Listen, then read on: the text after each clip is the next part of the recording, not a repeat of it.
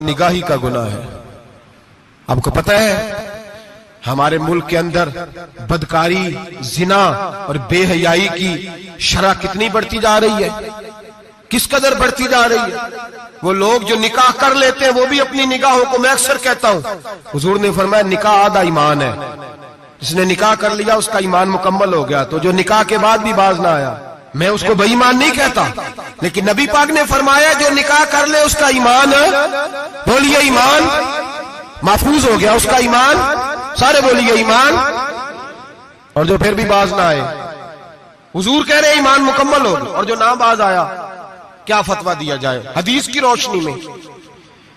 मेरे नबी पाक की बारगाह में औरतें आई तौबा करने, बैत करने, मुसलमान होने।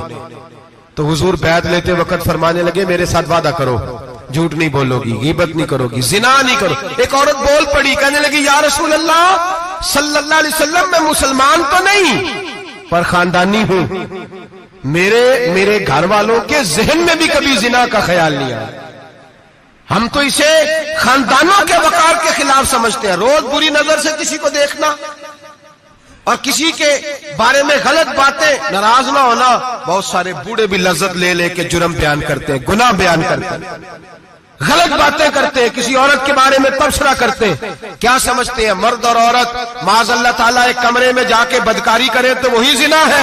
मेरी तरफ देखिए और झांक करके सुनिए क्या अर्ज कर रहा हूं, इधर देखे मेरी तरफ। नबी पाक सल्लल्लाहु अलैहि वसल्लम ने फरमाया जिना जुबान का भी होता है, जिना कान का भी होता है, जिना आंख का भी होता है। हुजूर किस तरह? फरमाया जिसने गंद देखा उसने आंख का जिना किया, जिसने लज्जत लेके सुना, चुप नहीं कराया, पूरी बात सुनी, वो भी जानी है। और जिसने गंदी बात बोली वो मुंह का जानी है, जिसने गंद सोचा वो दिमाग का जानी है। और जानी को सबसे पहली सजा अल्लाह ये देता है कि सजदे की लज्जत छीन लेता है, इबादत का सुरूर छीन लेता है, उसका नमाज में दिल नहीं लगता। कुरान में सबसे पहली सजा उसे अल्लाह अपने दरवाजे से दूर कर देता है। भाइयों आज हमारे सजदे बेकैफ हैं, आज लोग गलत जगह पे घंटों बैठे रहते हैं। मस्जिदों में लोगों के दिलों को घबराहट होती है, लोग भागते हैं। मेरे नबी पाक ने फरमाया तो नजर को पाक कर ले, अल्लाह तेरी इबादत में लज्जत पैदा फरमा देगा। मेरे भाई याद रख ले और सुन ले, सबसे कमजोर आदमी वो है जिसका जहन पाक नहीं, सबसे कमजोर आदमी वो है जो किरदार का गलत है। एक बात मैंने पढ़ी, आप यकीन करें मेरा दिल करे कि मैं आग लगा दूं इस उन्वान को जिस पे गंदगी लिखी जाती है, उन अखबारों को, उन चीजों को जिस पे गंद लोगों के दिलों में। वो इंडिया की एक वजीर आजम औरत गुजरी तो किसी ने उससे कहा कि पाकिस्तान ने तो तुम्हें शिकस्त दी है, तुम जीत नहीं सके बड़ा मुल्क होके। कहने लगी कोई बात नहीं, थोड़ा वक्त ठहर जाओ, हम इन पर तहजीबी यलगार करेंगे, इनके घरों में नंगा नाच करेंगे, ये गंदी तस्वीरें देखेंगे, ये गंद में उलझ जाएंगे। और जो कौम गंद में उलझ जाया करती है वो फिर किसी से लड़ने की ताकत नहीं रखती, उसके अंदर डट जाने की हिम्मत नहीं होती, उसकी गैरत के जनाजे निकल जाते। दिल करता है जल जाए वो, जल जाए जहां से बुराई फैलती, तबाह हो जाए वो इलाके जहां से गंद होता है। लोग गंद की कमाई खाते हैं, गंद की। एक्टरों के साथ खड़े होकर फोटोएं खिंचाते हैं और गुनाह पे फख्र करते हैं। और गंदे लोग कहते हैं अल्लाह का फजल है हम गंद फैला रहे हैं, सुम्मा माज अल्लाह। लोग गुनाह पे फख्र करते हैं चौकों चौराहों में। मोहम्मद बिन कासिम आए हिंदुस्तान पे राजा दहर के मुकाबले में, नौजवान मेरी तरफ देखे और सही होके बैठे, खासे सही होके बैठे, तकरीर नहीं कर रहा, जज्बात का, मेरे जज्बात सुने, दिल के फपूले जल रहे हैं सीने के दाग से। अल्लाह की कसम रूह की गहराई से बात कर रहा हूं, वो बात कर रहा हूं जो सीना कह रहा है कि फट जाए और कहना ना पड़े।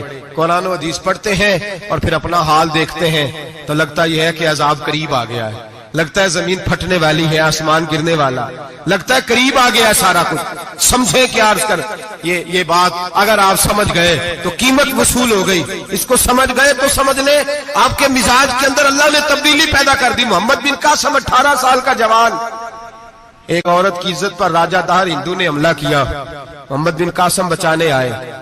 जब हिंदुस्तान आए फौज थोड़ी थी, इलाका थोड़ा था, राजा दाहर की फौज बहुत ज्यादा, और फिर अपना अरब छोड़ के यहां आके हिंदुस्तान में उसके इलाके में उस पर हमला करना। हालात खराब थे।